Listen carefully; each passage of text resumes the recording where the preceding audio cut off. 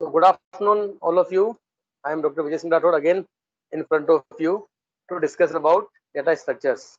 And yesterday we were talking about the introduction to array, and we also learned how to make a program to find the sum of 10 numbers and then find the average of 10 numbers. And I hope you all have done that program. Yes or no? Yes, sir. Yes, sir. Yes, sir. Yes, sir. Yes, sir. Fine, fine. अगर Yes, नहीं sir. लिखा हो तो यहाँ बोल दो, किसको पता लगता नहीं। ईमानदारी से करना, ठीक है। तो today will discuss about the two dimensional arrays. 2D arrays क्या होती है, ठीक है ना। वैसे आपको पता होगा सबको 2D एरेज के बारे में, लेकिन थोड़ा अपन इसको रिवाइज कर लेते हैं एक बार। टू डायमेंशनल एरेज, एक मिनट थोड़ा सा इसको आगे कर लूंगा। 2D एरे पढ़ने वाला सबको? थोड़ा एक Yes, मिनट आप, sir. Yes, sir. Let me take the duster also.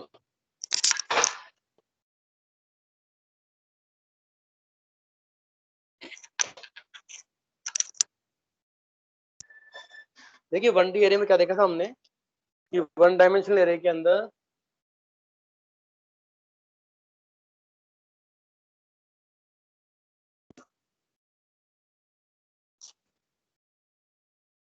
if I declare an array like this int a5, तो इसको विजुलाइज कर सकते हो आप लोग। विजुलाइज का मतलब how does this int a5 looks. आपको दिख रहा है साफ साफ?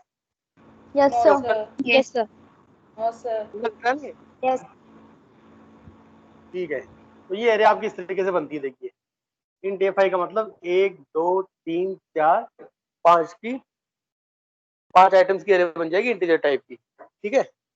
अब हम एक नया कंसेप्ट पढ़ते हैं, उसको बोलते हैं मल्टी डायमेंशनल एरे या फिर array of arrays.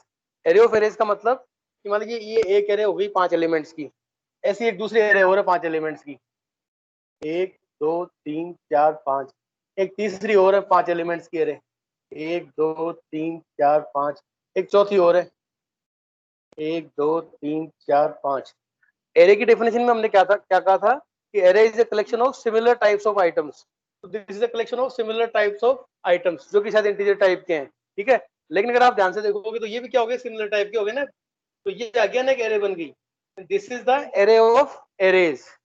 There are different different 4 arrays, और 4 एरेज की भी अपने आप में क्या बन गई, एक एरे बन गई। तो इसको हम बोलते हैं एरे ऑफ एरेज, और इसको इस तरह लिखते हैं इंट ए 4 5। इसका मतलब क्या हो गया, ये जो फर्स्ट इंडेक्स है ये रिप्रेजेंट करता है रोज को, और सेकंड इंडेक्स रिप्रेजेंट करता है कॉलम्स को, ठीक है ना। तो ये हो गया आपका रो 1, ये होगी रो 2, ये होगी रो 3, और ये होगी रो 4, ठीक है। और अगर मैं इस एरे को कंबाइन करके लिखेंगे, अभी अपन को क्या दिख रहा है, खाली मैंने समझाने के लिए बोला आपको कि दिस डबल डायमेंशनल या 2 dimensional array is the array of 1 dimensional arrays, ठीक है। और इसको एक साथ लिखेंगे, कैसे लिखेंगे अपन लोग, एक साथ ऐसे लिखेंगे 1 2 3 4 1 2 3 4 5। तो ये जो आपके एरे बनाई है अपन ने, इसको हम इस फॉर्म में समझते हैं, यानी कि 2D एरे का मतलब there is a matrix. Matrix ऐसा ही होता है ना, मैट्रिक्स में क्या होता है कि ये हो गया आपका 4x5 का मैट्रिक्स। तो अगर आप बोलते हो there is a 2 dimensional array of this 4 5, that means it is a 4x5 matrix of the elements. तो 2D array is nothing but a matrix. तो अगर किसी मैट्रिक्स को हमको रिप्रेजेंट करना हो सी लैंग्वेज के अंदर, तो हम क्या करेंगे, उसको 2D एरे की फॉर्म में रिप्रेजेंट करेंगे, ठीक है। और जो मैट्रिक्स के डिफरेंट डिफरेंट ऑपरेशंस होते हैं, वो सब परफॉर्म करने के लिए हम लोग क्या काम में लेंगे, 2D एरे काम में ले लेंगे। क्लियर है? यस या नो बोलना पड़ेगा। Yes, sir. Yes, Yes, sir. sir. Yes, sir. Fine. तो अब हम देखते हैं कि भाई ये 2 डायमेंशनल एरे जो है ना, इसमें वैल्यूज को हम लोग इंसर्ट कैसे करते हैं, ठीक है। अच्छा, ये जो बॉक्स है ना, जो बॉक्सेस हैं, ब्लॉक्स हैं, जो डब्बे दिख रहे हैं आपको, ये सब विजुलाइज करना भी हमको आना चाहिए। जैसे ही मैं लिखता हूँ इंट ए 4 5, तो आप क्या समझ जाओगे कि there are 4 different different rows of 5 blocks in each row, ठीक है ना। अगर मैंने लिखा 5 5, तो भी आप समझ जाओगे। मैंने लिखा 10 5, 10 5 का मतलब क्या हो गया, रोज तो 10 हो गई, और ब्लॉक्स कितने हो गए, हर रो के अंदर 5 ब्लॉक्स हो गए। तो ये बिल्कुल आसान तरीका है 2D एरे को समझने का और डिक्लेयर करने का, ठीक है। अब अगर हम चाहें तो 2D एरे के अंदर वैल्यूज सीधा असाइन भी कर सकते हैं। कैसे? मान लीजिए आपने लिख दिया यहाँ पे इक्वल टू लगा करके जो सेमीकोलन था सेमीकोलन को हटाया और इक्वल टू लगा दिया और यहाँ लिख दिया अपन ने 1 2 3 4 5 6 7 8 9 10 11 12 13 14 15 16 और ब्रैकेट बंद और सेमीकोलन लास्ट में। इसको बोलते हैं हम लोग 2D एरे को इनिशियलाइज करना। पढ़ने वाला आप लोगों के? ये आपको उल्टा दिख रहा है सीधा दिख रहा है? मुझे तो उल्टा दिख रहा है। क्लियर नहीं दिख रहा। नहीं बोर्ड आपको दिख तो रहा है क्या? इसमें उल्टा उल्टा लिखा लिखा हुआ नहीं दिख रहा। लिखा नहीं दिख रहा उस पर है। लिखा हुआ नहीं दिख रहा सर। लिखा हुआ नहीं दिख रहा तो एक बार पिन कर लो उसको आप अलग से, उससे दिख जाएगा शायद। सर मतलब ब्लर हो रहा है, कल तक दिख रहा था लेकिन आज ब्लर हो रही है स्क्रीन। आज ब्लर हो रही है, एक मिनट आप होल्ड करो। तो मेरे भी।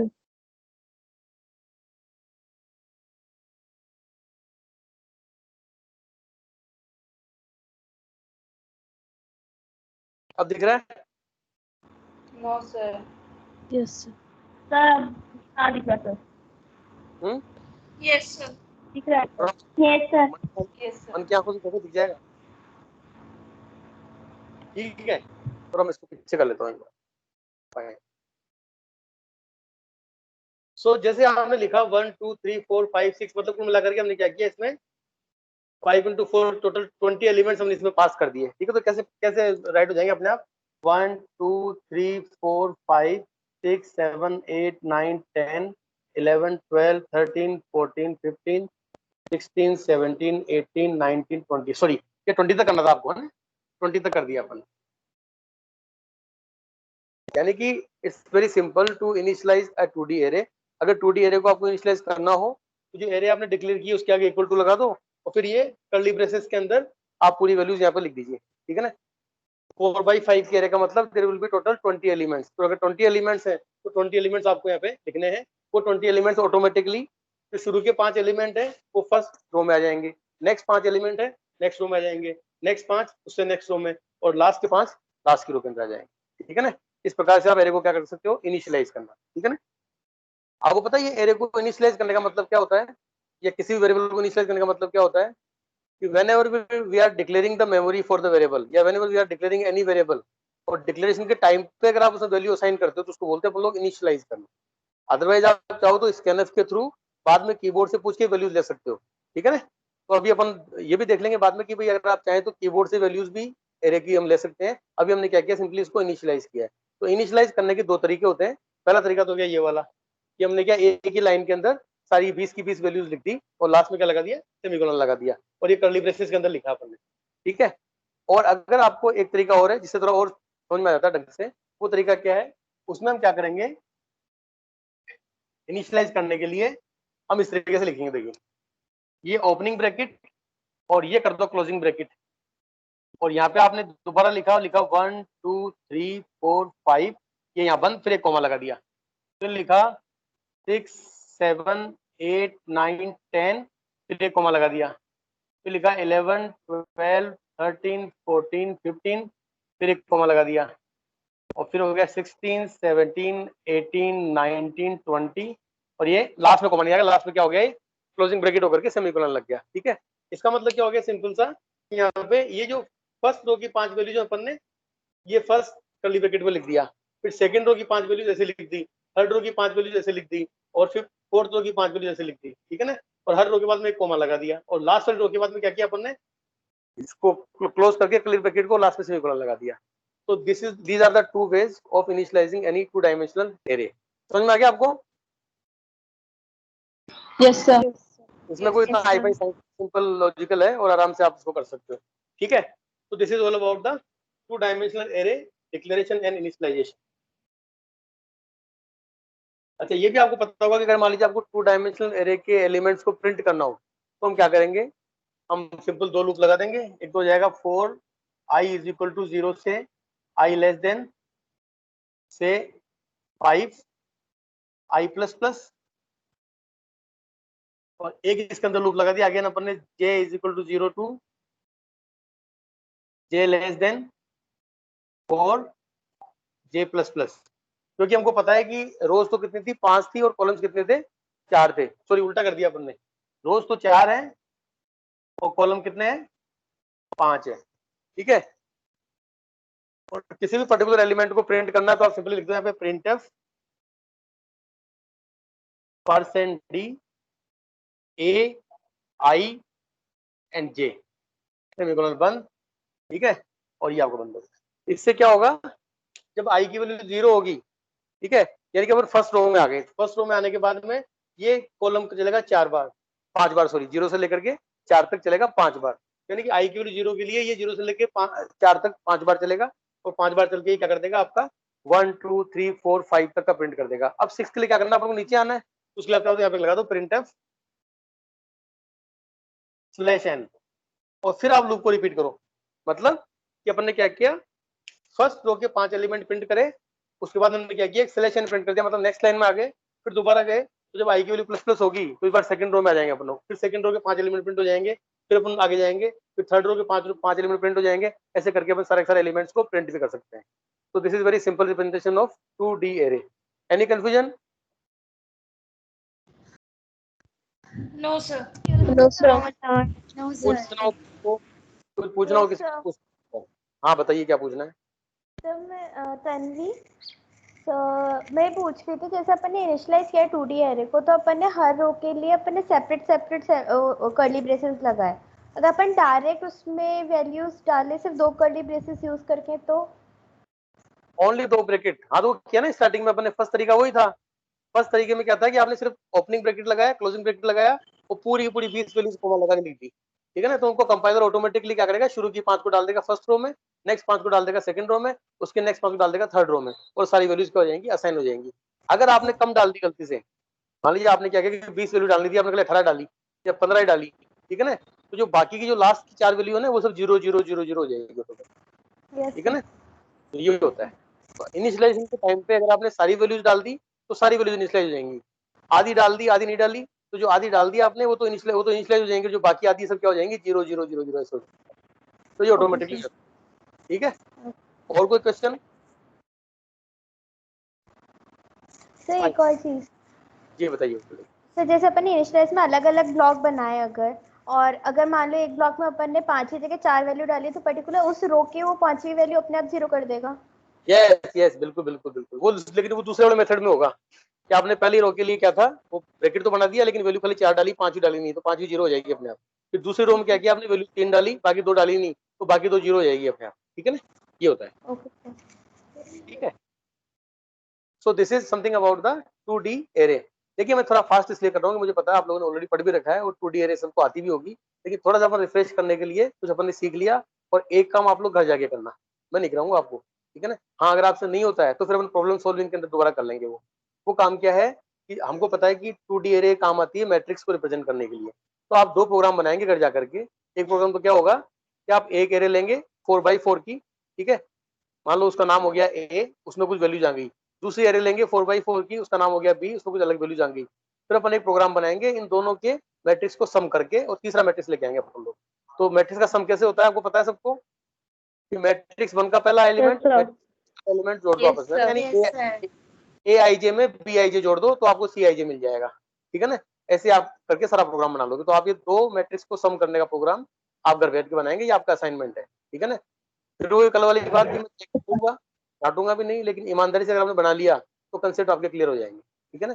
दूसरा प्रोग्राम क्या बनाना है आपको, मैट्रिक्स मल्टीप्लिकेशन का, ठीक है ना। तो मैट्रिक्स मल्टीप्लिकेशन का फार्मूला अगर आपको नहीं आता है तो आप थोड़ा गूगल पे देख लीजिएगा, समझ में आ जाएगा आपको, और कोशिश कीजिएगा मैट्रिक्स मल्टीप्लिकेशन का प्रोग्राम आप खुद बनाएं, ठीक है ना।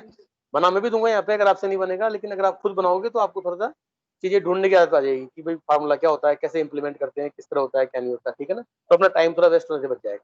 क्लियर है? तो 2 काम कर लोगे आप लोग। ये आपसे नहीं होता है, अगर किसी एक से भी नहीं होता है ये, चलो 18 लोग क्लास में है, 16 से हो गया, 2 से नहीं हुआ, तो फिर अपन क्या कर लेंगे, 2 के लिए यहाँ प्रोग्राम बाकायदा बना के मैं आपको दिखा दूँ, ठीक है। बाकी अपन लोग आगे बढ़ते हैं।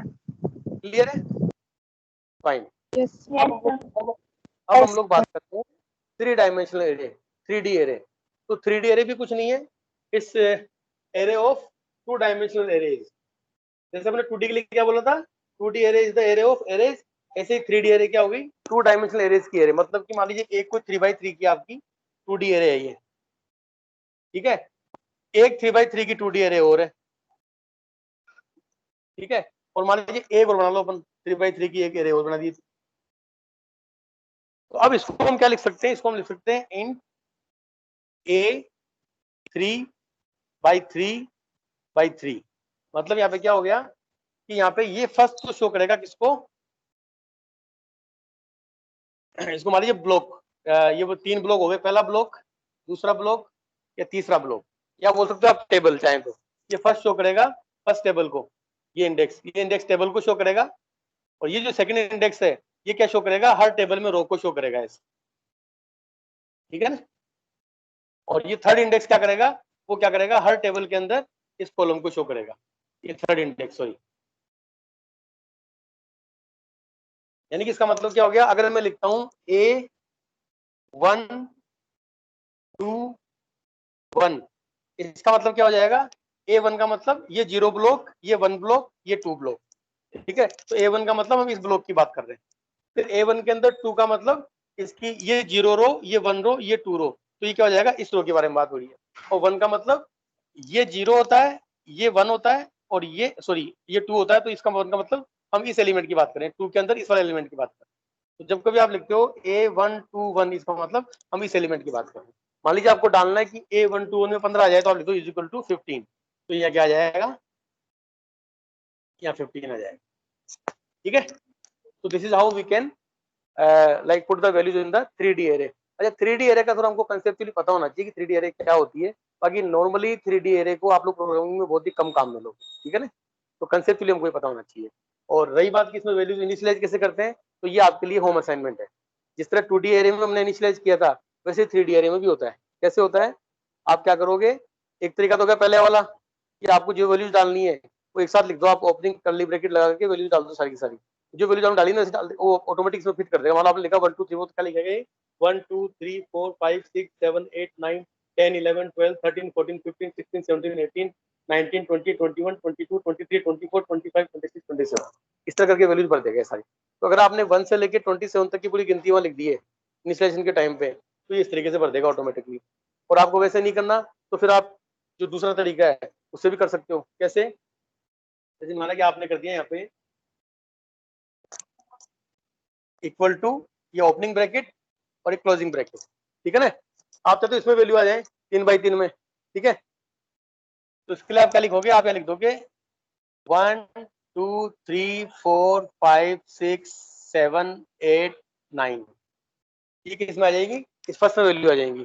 फिर लिख दिया आपने 10 11 12 13 14 15, कितना हो जाएगा इसमें 16 17 18, ये वैल्यू किसमें आ जाएंगी, ये वैल्यू सेकंड रो में आ जाएंगी। ऐसे ही थर्ड में आ जाएंगी। तो आप इस तरह भी कर सकते हो, थर्ड के बाद कॉमा नहीं आएगा, ठीक है ना।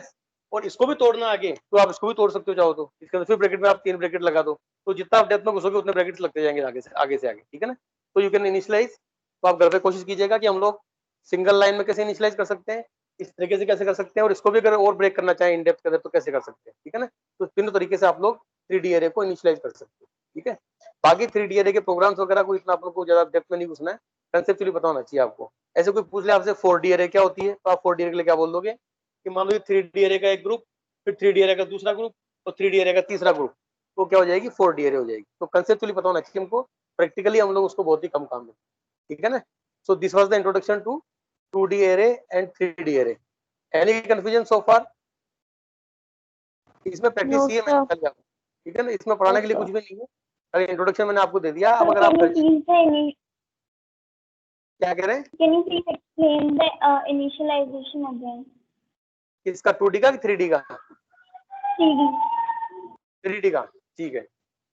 देखिए 3D में क्या हो रहा है कि अपन ने क्या किया, ये पे 3x3x3 की एरे डिक्लेयर की थी, इक्वल टू लगाया, ओपनिंग ब्रैकेट लगाया, क्लोजिंग ब्रैकेट लगा दिया लास्ट में, ठीक है ना। और आपने क्या किया, जो फर्स्ट 2D एरे है उसको ऐसे लिख दिया, सेकंड 2D एरे को ऐसे लिख दिया, और थर्ड 2D एरे को ऐसे लिख दिया, ठीक है ना। तो आपने क्या किया, तीनों 2D एरेस के लिए वैल्यूज डाल दी।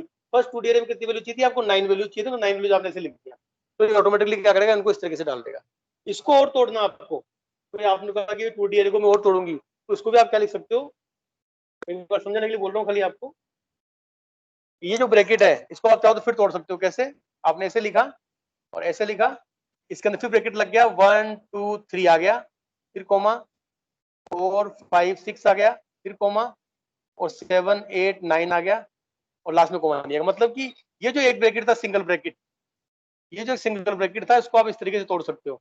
इसके बाद कोमा लगा दो, और फिर क्या करो, सेकंड के लिए फिर आप ऐसे लिख लो 10 11 12 कोमा 13 14 15 कोमा 16 17 18, और लास्ट में कोमा नहीं आएगा। यानी कि ये आपकी होगी फर्स्ट 3D एरे, ये होगी सेकंड 3D एरे, ऐसे आपकी थर्ड 3D एरे, और लास्ट में लगा दो सेमीकोलन बंद।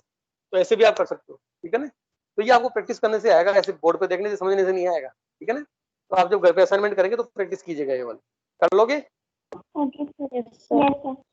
और ईमानदारी से कर लेना। देखो ये दिखने में आसान लग रहा है भी आसान, लेकिन ये आसान वैसे ही जैसे साइकिल चलाना होता है ना। साइकिल चलाना दिखने में भी आसान है भी आसान, लेकिन आता किसको है, जो साइकिल चला के देखता है। और जब साइकिल चला के देखोगे तो पहली बार शायद नीचे गिर जाओगे, दूसरी बार शायद थोड़ी चोट लग जाएगी, तीसरी बार में आपको साइकिल चलानी आ जाएगी। तो सिमिलरली प्रोग्रामिंग भी होती है। प्रोग्रामिंग टफ नहीं होती आसान ही है। लेकिन अगर आप लैपटॉप नहीं खोलोगे, कंप्यूटर नहीं खोलोगे, टर्बो सी आपने ओपन ही नहीं किया, प्रोग्राम आपने बनाया ही नहीं, तो जो इजी प्रोग्राम भी होते हैं ना, अगर आपने बना के नहीं देखे तो फिर आपको आगे जाके टफ ही लगेंगे, ठीक है। तो मेरी आपको एडवाइस है बड़े भाई की तरह सभी लोगों को कि आप लोग घर पे जो भी आपको प्रोग्राम कराए जा रहे हैं उनको घर पे तुरंत कर लें, ठीक है। और स्टार्टिंग में मेहनत करनी खाली अपन को, अभी ये शुरू किया 1 महीने में, उसके बाद इतनी मेहनत नहीं करनी पड़ेगी आपको। और स्टार्टिंग की मेहनत अगर आपने नहीं की तो फिर आगे जाकर के शायद उसका कुछ बातें समझ में नहीं आए आपको, तो फिर प्रॉब्लम आएगी, ठीक है। तो that is the introduction to 2D array and 3D array, ठीक है। अब थोड़ा अपन एक नई चीज पढ़ते हैं जो शायद आपने कभी सुनी नहीं होगी, उसको बोलते हैं हम लोग रो मेजर या column major, implementation of 2D arrays. जो 2D एरेज होती है ना, 2D एरेज के अंदर 2 तरह के इम्प्लीमेंटेशन होते हैं। एक को तो बोलते हैं रो मेजर और एक को बोलते हैं कॉलम मेजर। मतलब क्या है इन दोनों का, कि जब कभी आप 2D एरे के बारे में 2D एरे को इम्प्लीमेंट कर रहे हैं तो आप वैल्यूज को जो भरते हैं ना, उस वैल्यूज को भरने के तरीके एकदम रिप्रेजेंट करते हैं कि भाई ये रो मेजर है कि कॉलम मेजर। जैसे मान लीजिए ये एक 2D एरे है 3x3 की, ठीक है। अगर जो हमने अभी पहले किया था, हम ऐसे वैल्यू डाल रहे हैं 1 2 3, यानी कि हमने क्या किया, पहले फर्स्ट रो में वैल्यू डाली, फिर हम क्या करते हैं 4 5 6। अब हमने क्या किया, सेकेंड रो के अंदर वैल्यू डाली, फिर हम क्या कर रहे हैं 7 8 9। मतलब कि हमने क्या किया, थर्ड रो के अंदर वैल्यू डाली। तो अगर आप 2D एरे के अंदर रो बाई रो वैल्यूज डाल रहे हो तो उसको हम बोलते हैं row major representation of the 2D array. हम चाहे तो ऐसा भी कर सकते हैं कि माना कि 2D एरे थी, ठीक है, और इसमें क्या करते हैं हम लोग 1 2 3 इस तरीके से वैल्यू डालते हैं। यानी कि जो फर्स्ट 3 वैल्यू जो कहा जाएंगी वो फर्स्ट कॉलम में जाएंगी, फर्स्ट रो में नहीं जाएंगी। तो अगर फर्स्ट 3 वैल्यूज फर्स्ट कॉलम में आ रही है, फिर नेक्स्ट वैल्यूज नेक्स्ट कॉलम में आ रही है 4 5 6, उसके नेक्स्ट वैल्यूज उसके नेक्स्ट कॉलम में आ रही है 7 8 9। तो हम क्या कर रहे हैं, कॉलम वाइज वैल्यूज भर रहे हैं। देखो यहाँ पे कॉलम वाइज, तो इसको बोलते हैं हम लोग कॉलम मेजर रिप्रेजेंटेशन। तो अगर आपसे कोई पूछ ले कि भाई 2D एरे में रो मेजर क्या होता है, कॉलम मेजर क्या होता है, तो आप समझा सकते हो conceptually. Yes sir. Yes sir.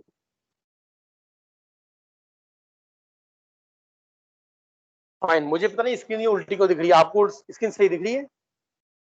Yes sir. Yes sir. तो कोई टेक्निकल शायद इश्यू होगा मेरे इसमें, कोई दिक्कत नहीं।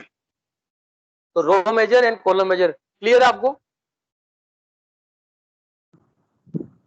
Yes sir. Yes sir. Yes sir. और इसका नाम रो मेजर क्यों है, क्योंकि row is the main thing, हम रो बाय रो वैल्यूज भर रहे हैं इसके अंदर। इसका नाम कॉलम मेजर क्यों, क्योंकि हम कॉलम बाय कॉलम वैल्यूज भर रहे हैं, ठीक है। तो रो मेजर और कॉलम मेजर दोनों में ही, हाँ, रो मेजर और कॉलम मेजर जो है उन दोनों के प्रोग्राम भी हमको बनाने आने चाहिए कि भाई हम रो मेजर के हिसाब से प्रोग्राम कैसे बनाते हैं और कॉलम मेजर के हिसाब से प्रोग्राम कैसे बनाते हैं, ठीक है ना। तो वो एक बार आप ऐसा कीजिएगा। तो अभी थोड़ा टाइम कम है, टाइम इसमें ज्यादा चाहिए अपन को। तो एक बार अगर आप कोशिश कीजिएगा कि घर पे रो मेजर या कॉलम मेजर के प्रोग्राम बनाने की कोशिश करें एक बार, ठीक है ना। और आपसे नहीं बनते हैं तो फिर आप एक बार यूट्यूब पे देख करके कहीं से भी कुछ आइडिया लेके फिर बनाने की कोशिश करें। अदरवाइज अपन लोग कल की क्लास में रो मेजर का प्रोग्राम कैसे बनता है और कॉलम मेजर का प्रोग्राम कैसे बनता है वो अपन प्रोग्राम बना के देखेंगे, ठीक है। कर लोगे आप लोग, ट्राई करोगे एक बार? Yes, sir. Yes, sir. Yes, sir. और शायद मेरे हिसाब से आप में से 25% लोग तो बना भी लेंगे, 75% लोग नहीं बना पाएंगे। तो फिर अपन लोग कल दोबारा ढंग से तरीके से प्रोग्राम बनाएंगे इसका, ठीक है। लेकिन मैं चाहता हूँ कि 25% लोग तो बनाएं, तो आप में से कौन से 25 बना पाते हैं वो अपन देखते हैं, ठीक है। अब एक चीज और है, देखो, वो है एड्रेस कैलकुलेशन एरेज के अंदर। जैसे कि कल भी अपन ने बात की थी माना कि एक एरे है इन ए 5, ठीक है। ये एरे ऐसे बनेगी, first block, second block, third block, fourth block, fifth block, ठीक है। इस एरे का नाम क्या हो गया? ए।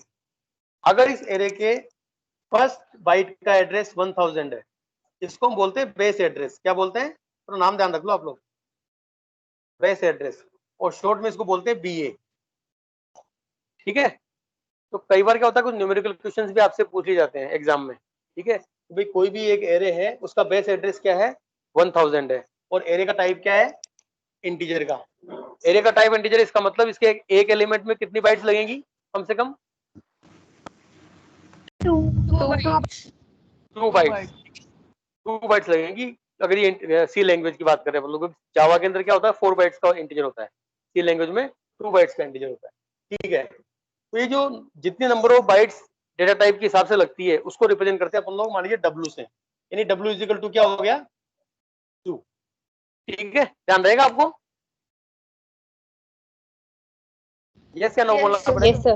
Yes, sir. हाँ, लगना Yes, चाहिए। sir. Excuse me, sir. Yes ma'am. Sir एक बार वापस समझा दीजिए।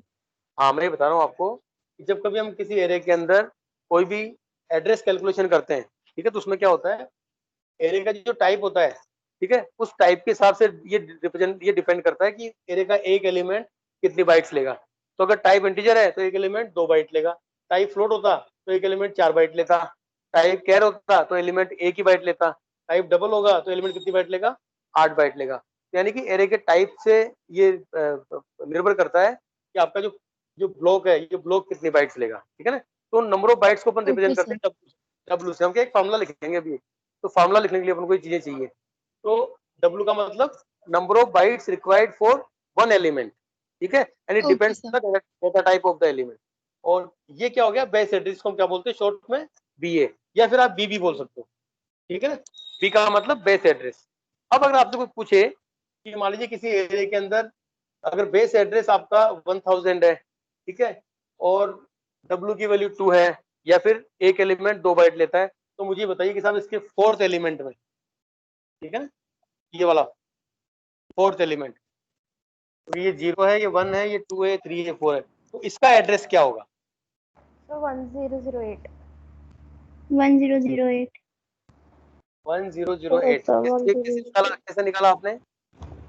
कैलकुलेट करके। सर कैलकुलेट कर, क्योंकि हर एक बॉक्स Integer 2 byte. यहाँ पे हम क्या लिखते 2 हैं? बाइट्स लेगा। Integer 4 2 byte. into 2. तो यहाँ तो आपने निकाल लिया कि वो फोर्थ था। अगर एरे की साइज 500 है, ठीक है, और आपको निकालना है 400 नंबर वाले का एड्रेस, तो कैसे निकालोगे?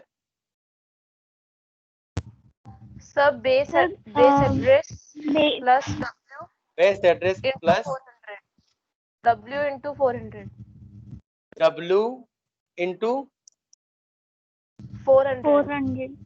400 का मतलब जो भी आपको ith आइटम निकालना है, आई, ठीक है, W इंटू आई, ये लिखोगे ना आप। तो सिंपल सा क्या हो गया कि अगर बेस एड्रेस 1000 था और W की वैल्यू 2 है, ठीक है ना, और तो ith आइटम कौन सा हो गया? अगर फोर्थ आइटम है तो हम कर देंगे 2 इंटू 4, तो क्या हो जाएगा? 2 इंटू 4 इंटू 2 कितना होता है? 8।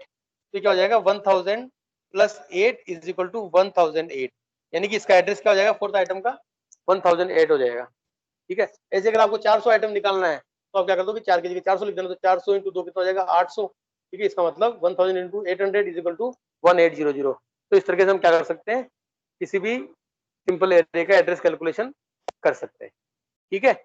ये तो हो गया इसका सिंगल डायमेंशन एरे का, यानी नॉर्मल एरे का। लेकिन अगर 2D एरे का करना हो तो कैसे करेंगे?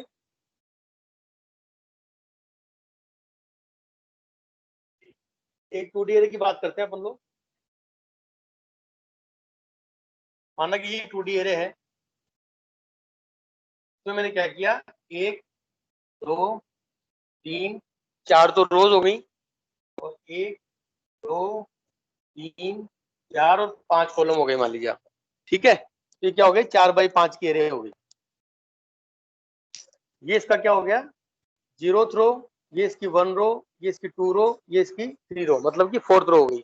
ऐसे ये इसका 0 कॉलम, ये इसका 1 कॉलम, ये इसका 2 कॉलम, ये इसका 3 कॉलम, ये इसका 4 कॉलम। इस तरह हो गया। ठीक है, अब अगर कोई आपसे पूछ ले भैया इस पर्टिकुलर सेल का वो बताओ मुझे, तो क्या कहते हैं, एड्रेस क्या होगा, तो इसको मान लीजिए अपन बोल दिया IJ। आई का मतलब कोई आपसे पूछ ले कि what will be the address of IJ, what will the address of IJ column. ठीक है ना, तो उसके लिए क्या फार्मूला होता है, उसके लिए फार्मूला सिंपल सा होता है, एक ध्यान रखना आप, B प्लस W। ठीक है, पहले तो अपन क्या लिखा था, B प्लस W, और सीधा अपन क्या लिख दिया, मल्टीप्लाई बाय I। अब के चूंकि ये डबल डायमेंशन एरे है, तो खाली I से काम नहीं चलेगा, हम क्या लिखेंगे इसके अंदर, multiply by I plus J। लेकिन यहाँ पे I के साथ में एक चीज और लिखोगे आप, I के साथ में एक चीज लिखोगे आप, number of columns multiply by number of columns. ये फार्मूला है।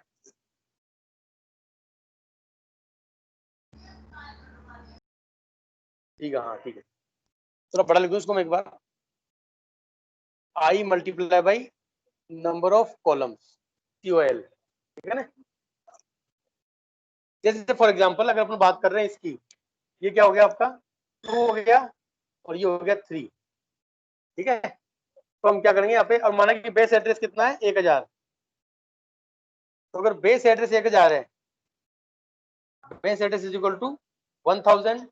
W कितना हो गया, अगर इंटीजर के एरे है तो W हो गया 2। ठीक है, IJ का मतलब I की वैल्यू कितनी होगी मेरे पास यहाँ पे 2, और J की वैल्यू क्या होगी मेरे पास यहाँ पे 3, अगर अपन को इस सेल का निकालना है तो। ठीक है ना, अदरवाइज हर सेल के हिसाब से IJ की वैल्यू चेंज होती रहेगी। अब एक नई चीज आ गई यहाँ पे कि नंबर ऑफ कॉलम्स कितने हैं इसमें। ठीक है ना, तो टोटल नंबर ऑफ कॉलम कितने हैं इसके अंदर आपके, 5 5 यानी कि ये जो वैल्यू है COL, इसको कई बार शॉर्ट में बोलते हैं फार्मूले के हिसाब, जो आपको फार्मूला बुक्स में दिखेगा ना, उसमें इसको बोलते हैं N, I into N। N का मतलब नंबर ऑफ कॉलम्स, तो नंबर ऑफ कॉलम कितने इसमें 5 है, तो अपनी N की वैल्यू कितनी हो गई 5। ठीक है, यानी कि इस एरे के हिसाब से बेस एड्रेस आपको दिया हुआ है 1000, ये दिया होगा आगे से 1000 भी हो सकता है, 2000 भी हो सकता है, तो जो भी आपसे क्वेश्चन पूछेगा वो आपसे बताएगा कि साहब की बेस एड्रेस माना कि 1005 है, या बेस एड्रेस 2025 है, कुछ भी हो सकता है बेस एड्रेस। ठीक है ना, तो ये बेस एड्रेस है, और एरे की टाइप के हिसाब से ये 2 हो गया, इंटीजर के केस में, फ्लोट के केस में 4 हो जाता। ठीक है ना, और I और J ये अपन को निकालने, और ये क्या हो गया, नंबर ऑफ कॉलम्स। तो अगर आप ये फार्मूला याद रखोगे, ये फार्मूला का मतलब क्या, सिंपल था, B प्लस W और I into N plus J। तो ये वैल्यूज आप रख दो, इससे क्या मिल जाएगा आपको, इस IJ कॉलम के ऊपर जो भी एड्रेस आएगा वो एड्रेस कैलकुलेट होकर आ जाएगा। करके देखते हैं अपन लोग, B की वैल्यू हो गई 1000 प्लस W की वैल्यू कितनी है 2 है, I कौन सा है, I इसका 2 हो गया, और टोटल नंबर ऑफ कॉलम कितने हैं 5 है, तो 5 लिख दो यहाँ पे, प्लस J की वैल्यू कितनी है, J की वैल्यू 3 है, तो हमने क्या किया, इसको और कैलकुलेट कर लिया, 1000 प्लस 2 ये हो गया 10, 10 प्लस 3 13 हो जाएगा। ठीक है ना, 1000 प्लस 13, और 13 इंटू 2 कितना है 26, ये होगा ना? ठीक है, तो ये 1026 हो गया, यानी इसका एड्रेस हो जाएगा 1026 एड्रेस हो जाएगा। ठीक है, वैसे आप सॉल्व करके देख लो, देखो ये 1000 है तो 1002, फिर 1004, ये 1006, ये 1008, फिर क्या हो जाएगा, ये 1010, 1012, 1014, 1016, 1018, तो ये कितना हो जाएगा 1020, 1022, 1024, 1026। तो अपने कैलकुलेट करके भी निकाल सकते चाहे तो। अब क्या छोटी एरे में तो आप कैलकुलेट कर सकते हो, लेकिन बड़ी एरे होगी तो क्या करोगे। ठीक है ना, माना कि एरे को ये 15 बाई 15 की एरे है, और आपको निकालना है कौन सा, आई की वैल्यू तो होगी 11 और जे की वैल्यू होगी 12। तो तब वो आई की वैल्यू 11 12 के लिए निकालोगे ना, तो फिर आपकी फार्मूला काम आएगा। तो आपको सिंपल से फार्मूला ध्यान रखना है कि किसी भी 2D एरे के अंदर अगर आपको किसी पर्टिकुलर एलिमेंट का एड्रेस कैलकुलेट करना है, ठीक है, तो ये फार्मूला है, बी प्लस डब्ल्यू ब्रैकेट के अंदर I N plus J. Clear है? Yes sir. Yes sir. Yes sir. Formula याद रखो, फिर कोई दिक्कत नहीं है। फार्मूला याद रखो। सिंगल में क्या था, सिंगल में था सिंपल सा B plus W multiply by I, खत्म। ये सिंगल का जो पहले किया अपन ने, सिंगल में कोई दिक्कत ही नहीं है, तो सिंगल डायमेंशन एरे है, ठीक है।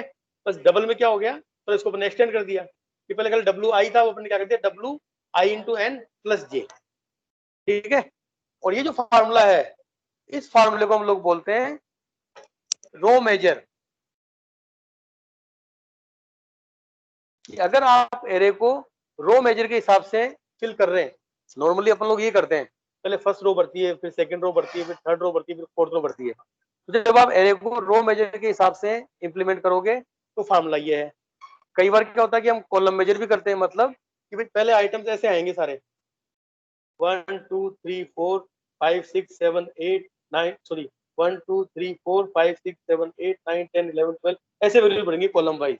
जब कॉलम वाइज वैल्यूज बढ़ती हैं तो फिर एड्रेस कैलकुलेशन का फॉर्मूला थोड़ा सा चेंज हो जाता है, ज्यादा चेंज नहीं होगा तो सिंपल। हाँ, उसका क्या होगा, सेम फार्मूला है, बस क्या करना अपन को b प्लस हाँ b प्लस डब्ल्यू, और यहाँ पे i मल्टीप्लाई नहीं होगा, इस बार क्या मल्टीप्लाई होगा j इंटू एम कर दो इसको n की बजाय। m का मतलब number of rose, number of rose, number of रोज, ठीक है ना। तो यानी कि अगर हम रो मेजर की बात कर रहे हैं तो रो मेजर के केस में तो i मल्टीप्लाई होगा नंबर ऑफ कॉलम से, और कॉलम मेजर की बात कर रहे हैं तो कॉलम मेजर में j मल्टीप्लाई होगा नंबर ऑफ रोज से। तो अब इस प्रकार से आप रो मेजर या कॉलम मेजर दोनों में ही उसकी कैलकुलेशन कर सकते हो, किसकी,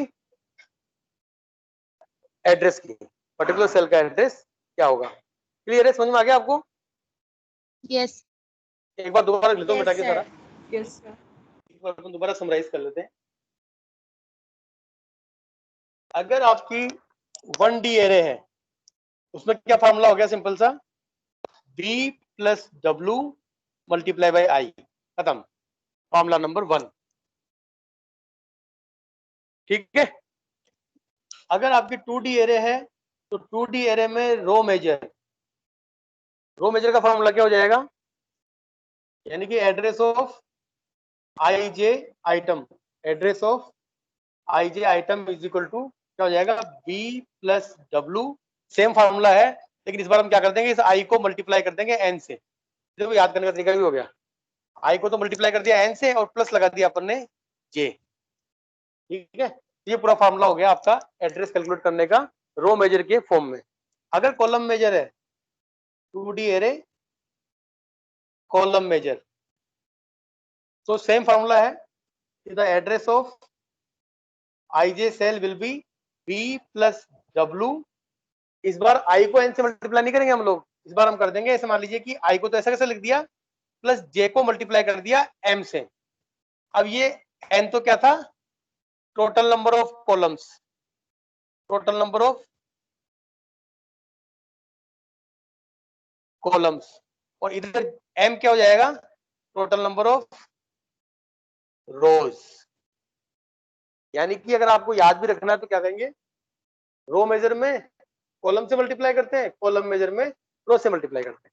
तो these are the formulas to calculate the address. तो कई बार आपके जो कॉम्पिटिटिव एग्जाम होते हैं ना, प्लेसमेंट के लिए आप लोग जाओगे, या कोई आप गेट का एग्जाम दोगे आगे जाकर के, या कोई एमसीए के एंट्रेंस के एग्जाम वगैरह भी होंगे, और आपने बोल दिया हमको 2D एरे ढंग से आती है, तो फिर वो सिंपल से कई बार क्या करते हैं, आपसे ये एड्रेस कैलकुलेशन के बारे में पूछ लेते हैं, ठीक है ना।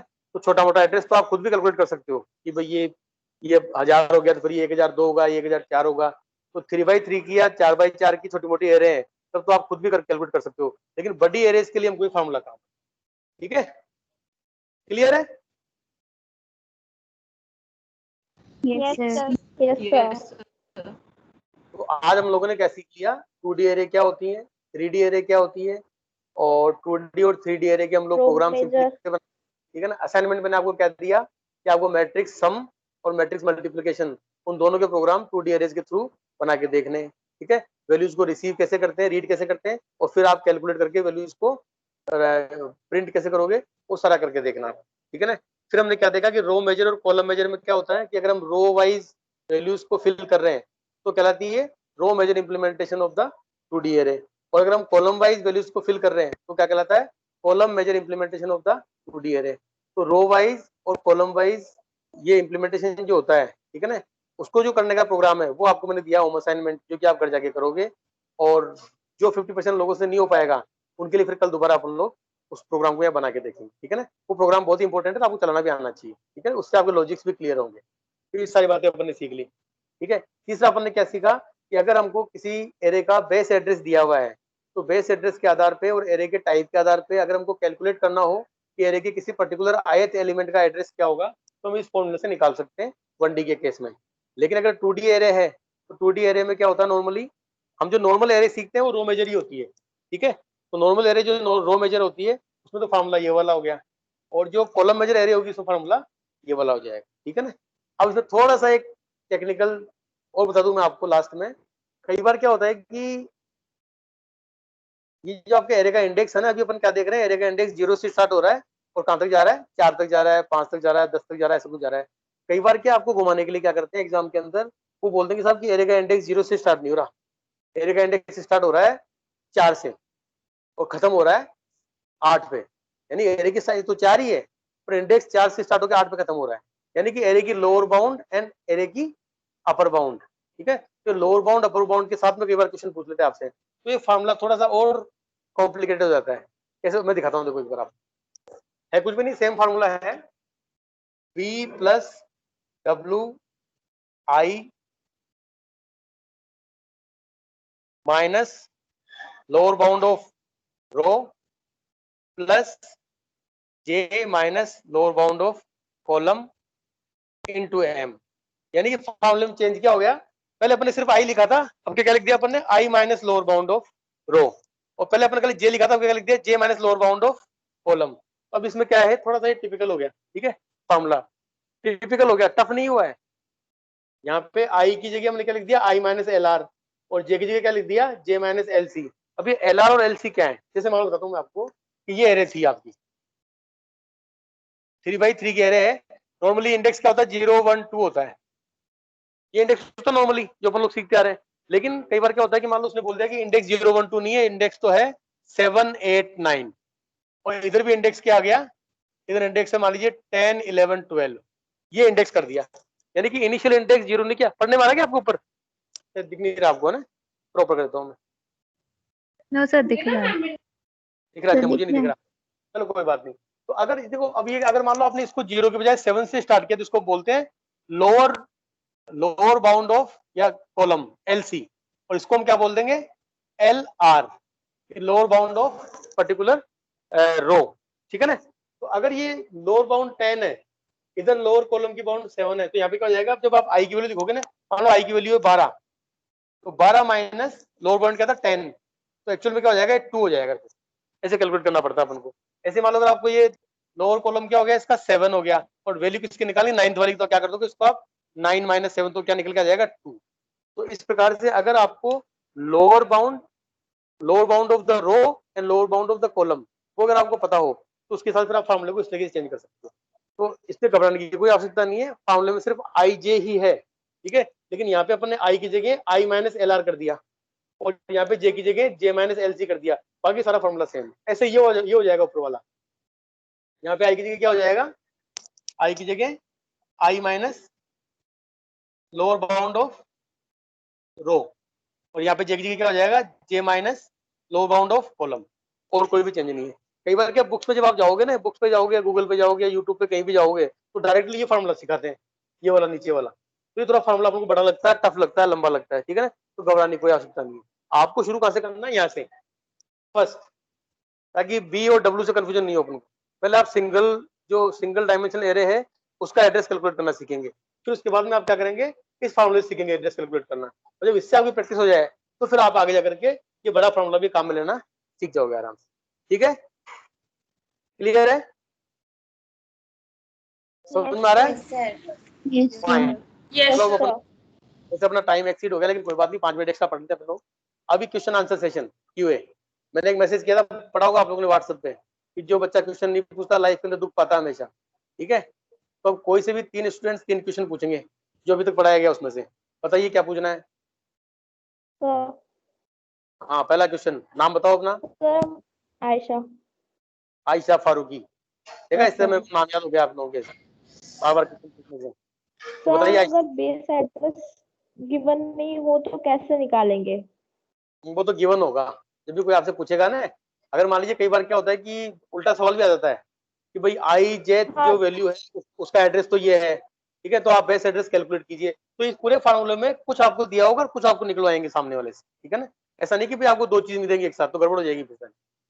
अगर बेस एड्रेस नहीं दिया होगा किसी क्वेश्चन में, तो फिर वो क्वेश्चन ही बेस एड्रेस कैलकुलेट करने का होगा कि find out the base address of the array in which the IJ element is eight address number 1024। जैसे उल्टा आ जाएगा कि 1026 पहले बोल देगा आपको कि जो एलिमेंट IJ है वो 1026 पे है, तो बताइए बेस एड्रेस क्या होगा। तो फिर आपको उल्टा करना पड़ेगा सारा।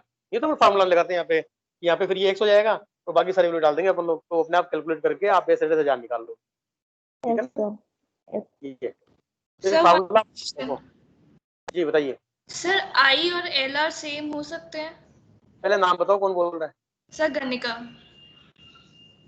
गणिका, ठीक है। सर आई और लोअर। हाँ, हो सकते, क्यों नहीं हो सकते।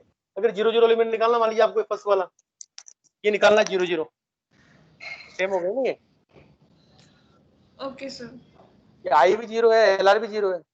ठीक है, ठीक है सर। इस फार्मूले के थ्रू आप लोगों को क्या करना है, प्रैक्टिस करनी है, सब क्लियर हो जाएगा अपने आप। ठीक है ना, 5-7 क्वेश्चन बना के खुद ही प्रैक्टिस करना। तीसरा सवाल, सर तन्वी। हाँ तन्वी पूछिए। सर अपन ने रो मेजर में तो अपन नॉर्मली जब करते हैं रो मेजर के थ्रू ही अपन एंट्री करते हैं हमेशा। हाँ हाँ, सर कॉलम मेजर की एंट्री होगी कैसे? वो कल बताएंगे ना, कल प्रोग्राम बनाएंगे अपन लोग, रो मेजर का बनाएंगे, कॉलम मेजर का बनाएंगे। Okay sir. अभी आप बनाओगे पहले घर जा करके, मेरे कराने के पहले। Okay sir. हाँ, चलिए अब आपके सवाल हो गए, मैं सवाल पूछता हूँ। ठीक है ना, अभी जो 3 लोगों ने सवाल पूछे थे वो जवाब नहीं देंगे, बाकी लोगों में उसको जवाब देगा। ठीक है, अच्छा, how would you define 2D array. 2D array क्या होती है, कौन देगा definition. So it is the type of array which is present in the form of a matrix having rows and columns both. rows and columns both in the form of matrix।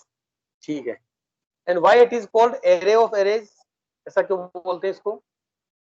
Sir, it is combined because it is made from combining the arrays. because 2D array is made of the combination of single dimensional arrays। ठीक है ना, ये first array हो गई, फिर ये second array हो गई, ये थर्ड एरे हो गई, ये फोर्थ एरे हो गई, इनके कॉम्बिनेशन को अपन क्या बोलते हैं, 2D एरे। ठीक है, अच्छा 3D एरे में जब अपन लिखते हैं कि मान लीजिए int a 3 4 5, तो ये 3 4 और 5 क्या क्या रिप्रेजेंट कर रहा है, कौन बताएगा 3D एरे में। यशस्वी चौहान आई क्या। Yes, sir. 3 4 अगर मैंने लिखा int a, उसमें ब्रैकेट में लिखा 3, फिर ब्रैकेट में 4, फिर ब्रैकेट में 5, इसका मतलब क्या हो गया। So इसमें जो कितने first है वो blocks टेबल्स represent करेंगे। उसको टेबल भी बोल सकते हो आप लोग की जगह, टेबल। हाँ सर, सर थर्ड एरे का फोर्थ रो और फिफ्थ एलिमेंट। ठीक है, ठीक है, अगर मैंने लिखा int a third 4 array 5, array of 3 tables and each table having 4x5 की डिफरेंट टेबल्स। ठीक है ना, पहले टेबल में 4x5 होगा, दूसरी टेबल में फिर 4x5 होगा, तीसरी टेबल में फिर 4x5 होगा। ठीक है, इस प्रकार से होगा सारा। ठीक है, अभी लास्ट क्वेश्चन ये है कि row major implementation and column major implementation, ये जो होते हैं लेकिन दोनों में क्या डिफरेंस है, ये कौन बताएगा।